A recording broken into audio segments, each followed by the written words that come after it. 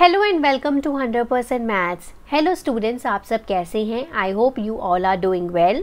तो आज की वीडियो से हम स्टार्ट करने जा रहे हैं exam preparation for class 10th for the chapter number 1 that is real numbers. तो बहुत सारी वीडियोस हैं जो कि रियल नंबर्स के ऊपर मैंने अब बनाई हुई हैं ऑलरेडी अपने चैनल पे। उसमें मैंने MCQs भी डिस्कस किए गए हैं, NCERT सॉल्यूशंस भी आप लोगों को इस चैप्टर के दिए हैं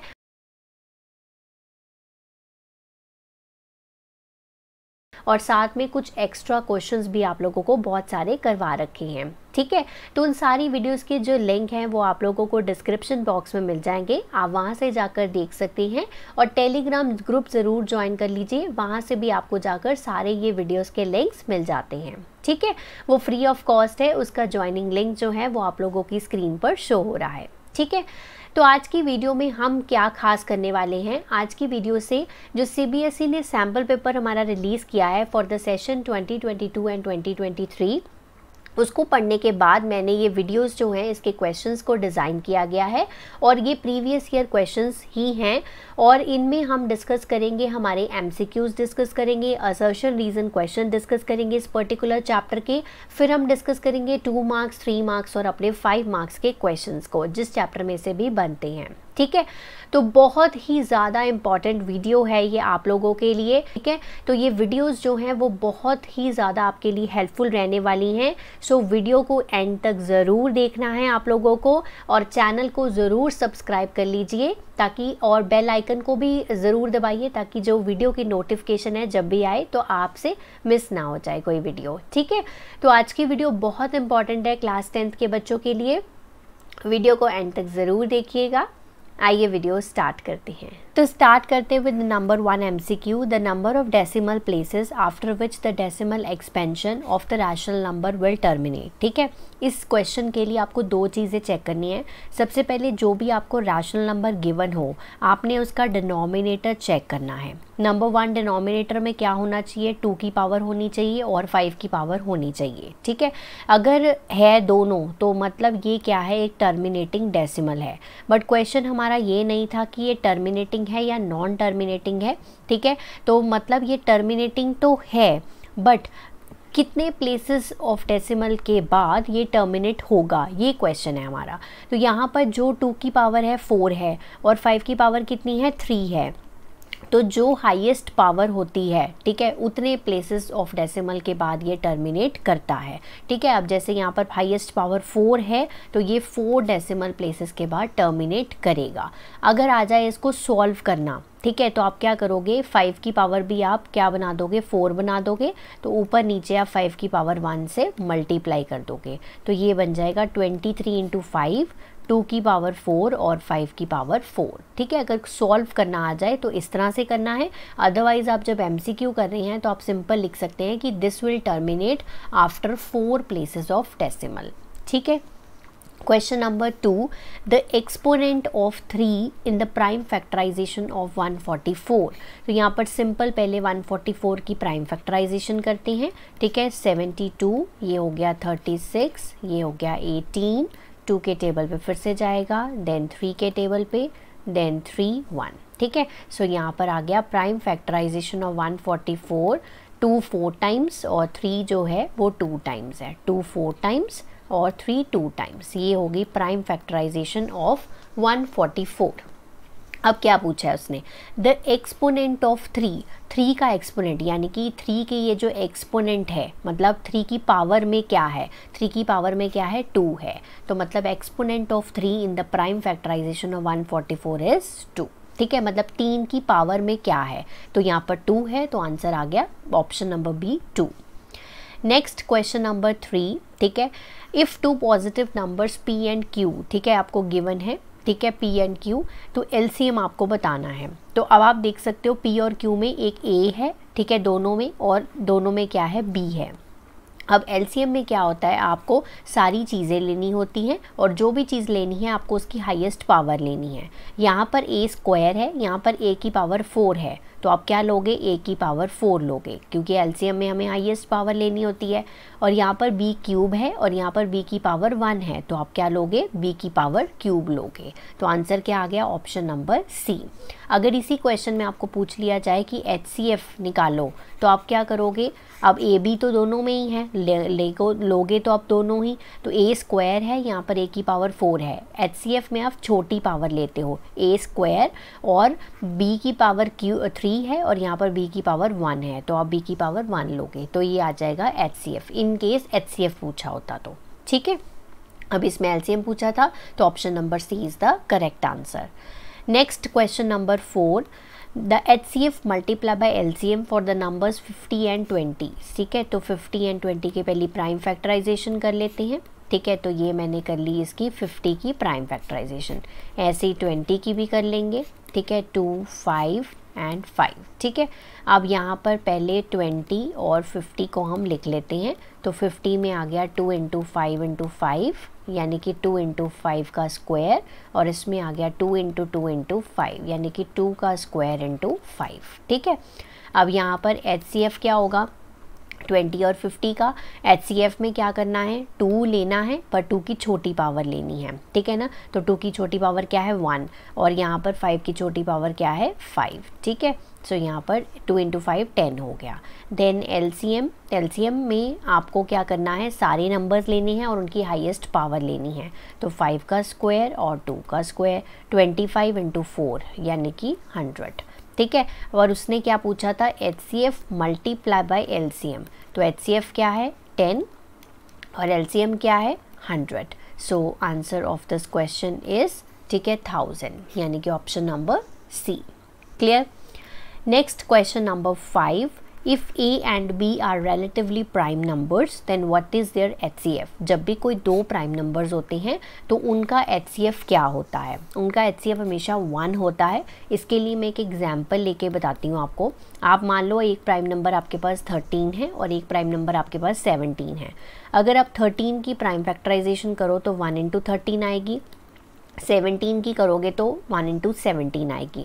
तो जब आप इसका HCF निकालोगे तो हमेशा क्या आएगा, 1 ही आएगा, क्योंकि प्राइम नंबर्स में कुछ भी कॉमन चीज़ आएगी ही नहीं, हमेशा 1 ही कॉमन आएगा। सो कभी भी कोई भी दो प्राइम नंबर्स हो उनका हमेशा HCF जो होता है that is equal to 1। So next है हमारा क्वेश्चन नंबर 6। ये हमारे दो होंगे अब असर्शन रीजन क्वेश्चंस। ठीक है, तो असर्शन इसमें गिवन है, the decimal expansion of 729 divided by 625 will terminate after 4 places of decimal. तो यहाँ पर अगर 729 डिवाइडेड बाय, तो मैंने क्या कहा था, आपने सबसे पहले क्या चेक करना है, डिनोमिनेटर। अब डिनोमिनेटर में यहाँ पर अगर मैं 625 की प्राइम फैक्टराइजेशन लिखूँ तो वो क्या होती है, 5 की पावर 4, है ना। मैंने दो चीज़ें आपको बताई थी, दोनों चीज़ें प्रेजेंट होनी चाहिए, 2 की पावर और 5 की पावर प्रेजेंट होनी चाहिए। यहाँ पर 5 की पावर है बट 2 की पावर नहीं है, तो कोई बात नहीं, 2 की पावर हम अपनी तरफ से ऐड कर देते हैं ऊपर नीचे। ठीक है, तो वो हमने ऐड कर दी। ठीक है, ऊपर नीचे ऐड कर दी तो कोई इशू तो नहीं है। तो अब क्या बन गया, अब कितने प्लेसेस ऑफ डेसिमल के बाद ये टर्मिनेट हो रहा है, 4 प्लेसेस ऑफ डेसिमल के बाद। तो मतलब ये असर्शन जो है वो ट्रू है। ठीक है, ये पक्का वाला ट्रू है। ठीक है, राइट। अब इसका रीज़न जानते हैं, the number P/Q where Q equals to 2 की पावर 5, 2 की पावर m, 5 की power n can be expressed as terminating decimal number. ठीक है, अब यहाँ पर ये भी ट्रू चीज़ लिखी है। ठीक है, अब यहाँ पर ऑप्शंस में पढ़ते हैं, both assertion and reason are true and reason is the correct explanation of assertion. ठीक है, ये तो ठीक है, बट रीज़न जो है वो इसकी करेक्ट एक्सप्लेनेशन नहीं है, क्योंकि वो अलग चीज़ है, वो अलग चीज़ है, असर्शन अलग चीज़ है, रीज़न अलग चीज़ दी हुई है। तो मतलब यहाँ पर कौन सा ऑप्शन आएगा, हमारा ऑप्शन नंबर बी आएगा, both assertion and reason are true but reason is not the correct explanation of assertion A. ठीक है, दोनों चीज़ें ट्रू हैं बट वो चीज़ जो है, रीज़न जो है वो असर्शन के साथ मैच नहीं कर रहा है। ठीक है, वो करेक्ट एक्सप्लेनेशन नहीं है। Clear. Question number 7, 6 raised to power n ends with the digit 0 where n is natural number। पहली बात तो 6 raised to power n जो है वो डिजिट 0 के साथ एंड नहीं कर रहा है। क्यों नहीं करेगा, देखो अब 6 raised to power n को अगर मैं देखूँ तो मैं इस तरह से लिख सकती हूँ 2 × 3 की पावर n, यानी कि 2 की पावर n हो गया और 3 की पावर n हो गया। और किसी भी डिजिट को मतलब किसी भी नंबर को एंड विद डिजिट 0 होने के लिए उसमें 2 की पावर और 5 की पावर होनी चाहिए। तो यहाँ पर तो 3 की पावर है, तो पहली बात तो ये डिजिट 0 के साथ एंड नहीं कर रहा है, तो असर्शन आपका हो गया फॉल्स। ठीक है, रीज़न देखते हैं। Any number ends with digit 0, अगर उसकी प्राइम फैक्टर में ये चीज़ हो। अभी मैंने बताया कि अगर कोई नंबर जो है वो 0 के साथ एंड करता है तो उसमें ये दोनों चीज़ें होनी ज़रूरी होती हैं। ठीक है, तो मतलब ये चीज़ जो है वो ट्रू है। अब ये तो सीधा सीधा ही हो गया कि असर्शन फॉल्स है और रीज़न क्या है, ट्रू है। तो option number D is the correct answer. ठीक है, तो नेक्स्ट चलते हैं अपने क्वेश्चन नंबर 8 पे। तो ये 2 मार्क्स के क्वेश्चंस रहेंगे। ठीक है, तो find whether the decimal representation of the number 637 divided by 7280 is terminating और नॉन टर्मिनेटिंग। पहली बात तो ये जो इसका डिनोमिनेटर है, ठीक है, इसमें हमारे पास 2 की पावर m और 5 की पावर n होनी चाहिए। ठीक है, फॉर टर्मिनेटिंग डेसिमल। अगर नहीं है तो वो नॉन टर्मिनेटिंग कहलाएगा। ये तो मैंने आपको ऑलरेडी बता दिया। अब यहाँ पर ये जो 637 है, this is not a prime number. ऊपर वाला कोई प्राइम नंबर तो है नहीं, नीचे वाले के साथ कैंसिल भी हो रहा है, तो इसको हम पहले कैंसिल करेंगे, रिड्यूस करेंगे, देखिए कहाँ तक होता है। तो सबसे पहले स्टार्ट करते हैं 7 के टेबल से। तो 7 9 63, देन 1 7। नीचे भी 7 के टेबल पे जा रहा है, 7 1 0, फिर 2 8 इकट्ठे उतारे तो 4 28 0 फिर से। ठीक है, अब ये 13 के टेबल पे जाएगा, 13 7 देन 13 80 तो यानी कि इसको मैंने रिड्यूस करके लिखा है 7/80। अब ये आपस में कैंसिल नहीं हो रहे हैं क्योंकि 7 एक क्या है, प्राइम नंबर है। पहली बात तो ये है, न्यूमरेटर में हमेशा प्राइम नंबर होना चाहिए और डिनोमिनेटर में हमेशा 2 की पावर m और 5 की पावर n होनी चाहिए फॉर टर्मिनेटिंग डेसिमल। अब ये जो 80 है इसकी प्राइम फैक्टराइजेशन कर लेते हैं। सो हो गया 20, 20 का हो गया 10 और 2 5 5 1। ठीक है, तो यानी कि 7 अपॉन, इसको कैसे लिख सकते हैं, 2 की पावर 4 एंड 5 की पावर 1। अब दोनों चीज़ें प्रेजेंट है, 2 की पावर भी है, 5 की पावर भी है, so therefore it is a terminating decimal. अब हमें आगे सॉल्व करने के लिए नहीं कहा गया था, तो क्वेश्चन यहीं पे ख़त्म हो जाता है। आप सिर्फ एक लाइन लिखेंगे कि ये जो डिनोमिनेटर है इसकी डिनोमिनेटर में 2 की पावर m और 5 की पावर n प्रेजेंट है, so therefore it is a terminating decimal. Next है हमारा question number 9। Right the decimal expansion of 13 divided by 3125 without actual division. तो आपको यहाँ पर डेसिमल एक्सपेंशन करना है, यानी कि इसको सॉल्व करना है बट डिवाइड करके नहीं। ठीक है, तो कैसे करेंगे, सो 13 डिवाइडेड बाय 3125। तो हम क्या करेंगे, जो इसका डिनोमिनेटर है इसकी लेंगे हम प्राइम फैक्टराइजेशन। ठीक है, तो प्राइम फैक्टराइजेशन करेंगे, 5 6 25 पे चला गया, 5 1 25 पे, देन 25 आ गया, देन 5 5 और 1, यानी कि 3125 की प्राइम फैक्टराइजेशन होती है 5 की पावर 5। ठीक है, अब टर्मिनेटिंग के लिए क्या होना चाहिए, नीचे 2 की पावर भी होनी चाहिए। 2 की पावर उतनी लानी है, यहाँ पर लेकर मल्टीप्लाई उतना ही करना है जितनी 5 की पावर है। तो 5 की पावर कितनी है, 5, तो 2 की पावर भी 5 को ऊपर नीचे क्या कर दोगे, मल्टीप्लाई कर दोगे। तो इससे क्या होगा, आपका डेसिमल एक्सपेंशन निकल आएगा इसका। सो 2 की पावर 5 क्या हो गया, 32, तो नीचे डिनोमिनेटर में क्या हो जाएगा, 2 × 5 की होल पावर 5 हो जाएगा। ठीक है, तो यहाँ पर 13 × 32 क्या होता है, 416, तो नीचे आ गया 10 की पावर 5। सो 416 डिवाइडेड बाई इस 10 की पावर 5 को ओपन कर लेते हैं, सारी ज़ीरोज़ लगा दें, 5 ज़ीरोज़ लगा दी मैंने।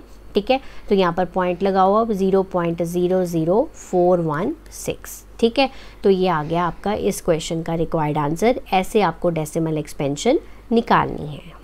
नेक्स्ट आ गया आपका question number 10। Find the greatest number less than 900। तो हमें नंबर ढूंढना है लेस देन 900 जो कि ये तीनों से डिविजिबल हो, 8 12 और 28 से। ठीक है, तो पहले हमें क्या निकालना पड़ेगा, इसका एलसीएम।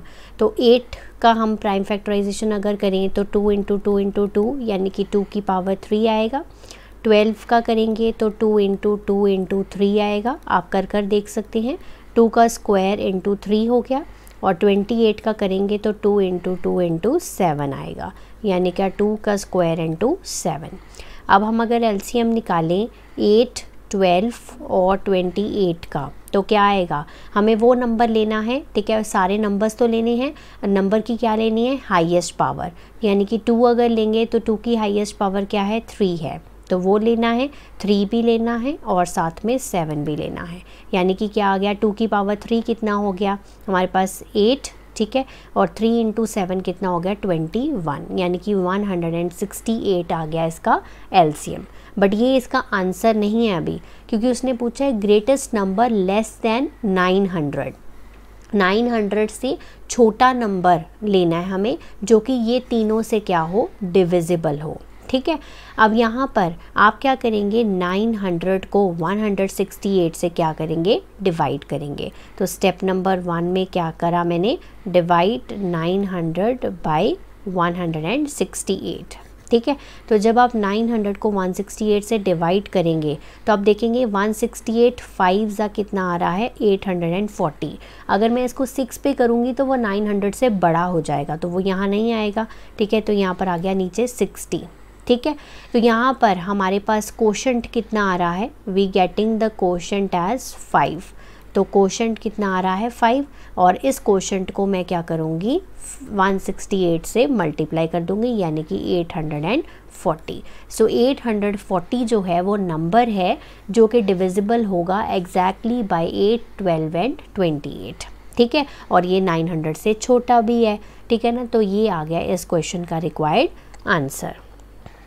नेक्स्ट आ गया आपका question number 11, express 2431 as a product of its prime factors, ठीक है। तो सिंपल हमें इसकी प्राइम फैक्टराइजेशन करनी है, ठीक है, 2431।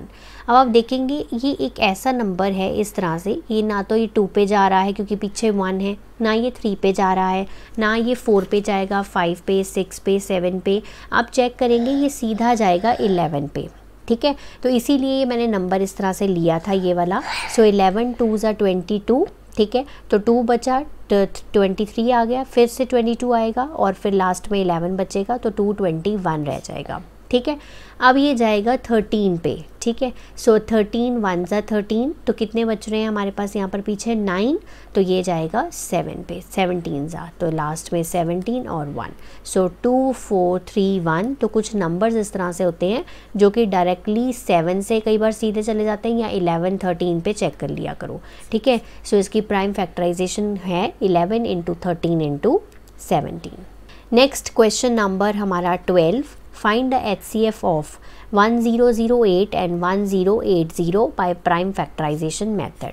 तो दोनों की पहले प्राइम फैक्टराइजेशन करते हैं। 2 के टेबल पे जाएगा ये 504, देन ये 2 के टेबल पे 2 2 ज़ा 4, देन 5 ज़ा 252 पे चला गया, देन 1 2 6, ठीक है, फिर से 2 पे जाएगा 63, अब ये 3 पे जाएगा, ठीक है, 321 ज़ा, फिर से 3 पे 7 और लास्ट में 1, ठीक है। 1080 का कभी कर लेते हैं। 2 के टेबल पे सबसे पहले 540, ठीक है, देन हमारा जाएगा 2 के टेबल पे फिर से 270, देन उसके बाद हमारे पास फिर से 2 के टेबल पे 1, और फिर हमारे पास 2 3 ज़ा 6 एंड देन 135 पे हो गया। सो ये अब लास्ट में जा रहा है 3 पे, 135, 4 ज़ा 12, 45, फिर से 3 पे 15, 3 पे फिर से और लास्ट में 5 से, ठीक है। सो हमने देखा कि 1008 में 2 की पावर कितनी है, 4 है, ठीक है, और 3 की पावर कितनी है, 2 है, ठीक है, और साथ में 7 है, और 1080 में 2 की पावर 3 है, ठीक है, देन 3 की पावर भी 3 है, ओके, एंड देन लास्ट में 5 की पावर 1 है, ठीक है।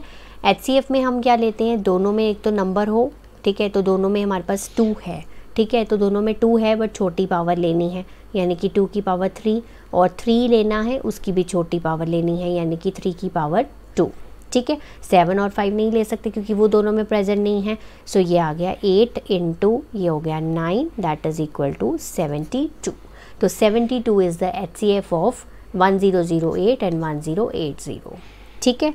नेक्स्ट आ गए हमारे क्वेश्चन नंबर 13। तो ये हमारे 3 मार्क्स के क्वेश्चंस रहेंगे, ठीक है। तो find the smallest number when increased by 17 is exactly divisible by both numbers, मतलब 520 और 468 दोनों से डिविजिबल हो।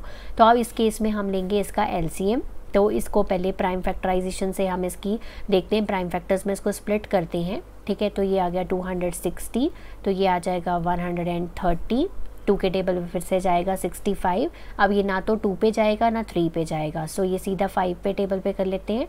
5 13 ज़ा 13 1 ज़ा 13, ठीक है। सो 468 को भी ऐसे करेंगे, 2 3 4 आ गया, देन 117। अब ये 3 के टेबल पे जाएगा 39 पे, देन 3 के टेबल पे अगेन 13 रह गया, तो 13 1 ज़ा 13। सो 520 को हम लिख सकते हैं 2 की पावर 3, ठीक है, इंटू 5 इंटू 13, और 468 को लिख सकते हैं 2 की पावर 2, 3 की पावर 2 और साथ में 13। हम क्या निकालना चाहते हैं इसका एलसीएम।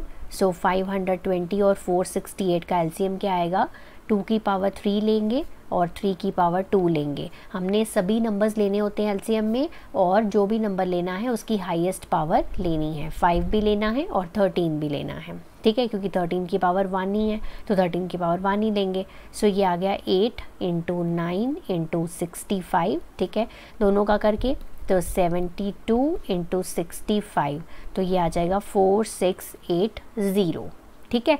अब 4680 तो एल्स का एलसीएम आया। अब उसने कहा कौन सा स्मॉलेस्ट नंबर है जब उसको हम 17 से इंक्रीज़ करें, यानी कि ये जो हमारे पास नंबर आया है, तो हमारे पास नंबर आया है जो 4680, इसमें से हम 17 माइनस कर देते हैं, तो क्या आ जाएगा 4663 आ जाएगा।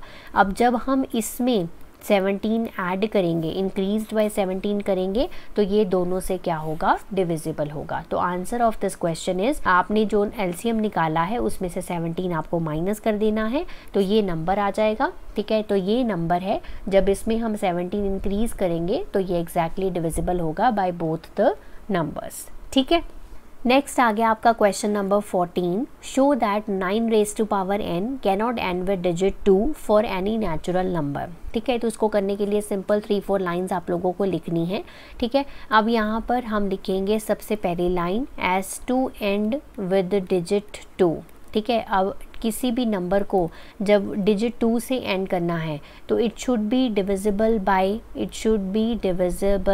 9 रेज़ टू पावर n जो है, that should be divisible by 2, ठीक है। वो डिविजिबल भी तो होना चाहिए ना 2 के साथ, अगर वो 2 के साथ एंड कर रहा है तो, ठीक है।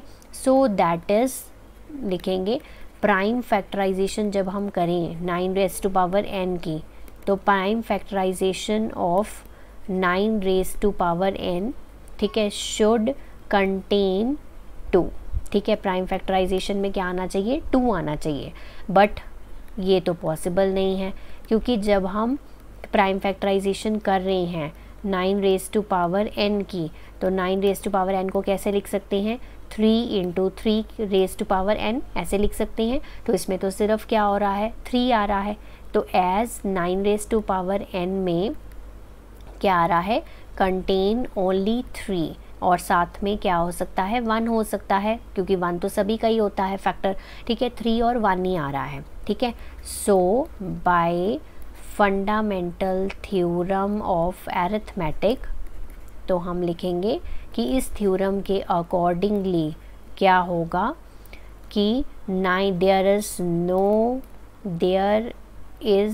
No other factor of 9 raise to power n other than 3 and 1, ठीक है। तो वो खुद तो है ही है, 3 और 1 के अलावा इसका और कोई फैक्टर है नहीं। So therefore 9 raise to power n जो है can not end with digit 2, ठीक है। तो जब भी ऐसा कोई क्वेश्चन आए तो आपने हमेशा ये चीज़ कर देनी है कि उसकी प्राइम फैक्टराइजेशन में वो नंबर होना ज़रूरी है। अगर नहीं है तो मतलब वो एंड नहीं कर सकता उस पर्टिकुलर नंबर के साथ for any natural number, hence proved, ठीक है।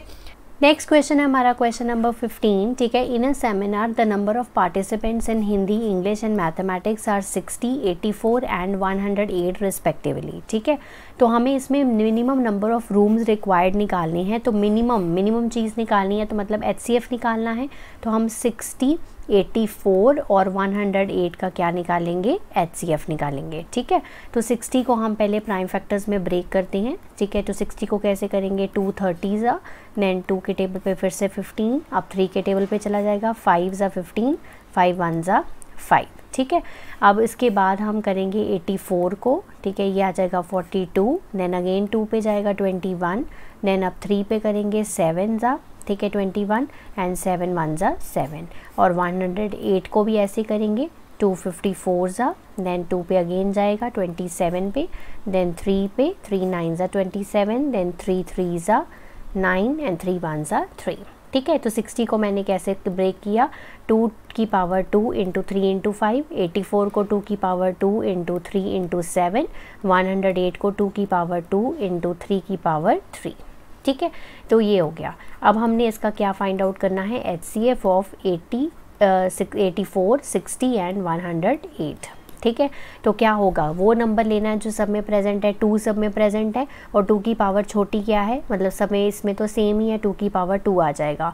3 भी सब में प्रेजेंट है, यहाँ पे 3 की पावर 3 है, यहाँ पे 3 की पावर 1 है, तो हम 3 की पावर 1 लेंगे। 5 और 7 इसलिए नहीं ले सकते क्योंकि वो सब में प्रेजेंट नहीं है।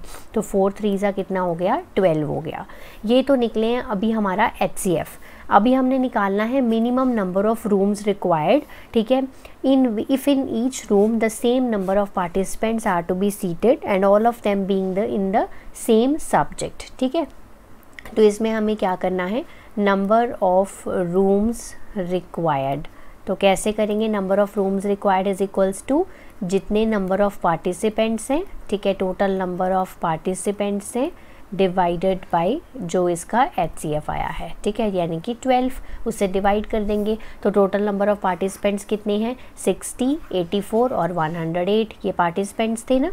तो 60, 84 और 108 ये टोटल नंबर ऑफ पार्टिसिपेंट्स को 12 से डिवाइड कर दो, तो ये हो जाएगा 252 divided by 12, that is equals to 21, ठीक है। तो answer of this question is कितने नंबर ऑफ रूम्स रिक्वायर्ड है, minimum 21 number of rooms required है, ठीक है।